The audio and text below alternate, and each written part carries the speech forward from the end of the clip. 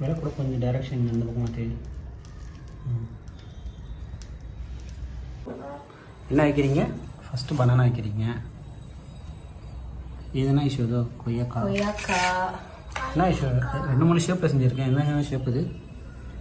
இது round shape ஒன்று. இது பால்ஸ் ஷேப். ஓகே.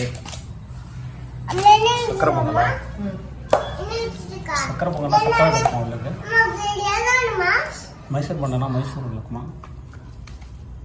ஆமாடியில் உள்ள இருக்குமா? முந்திரி பருப்பு திராட்சைலாம் போட்டிருக்கியா? வா, சுடாக இருக்குது போலையா?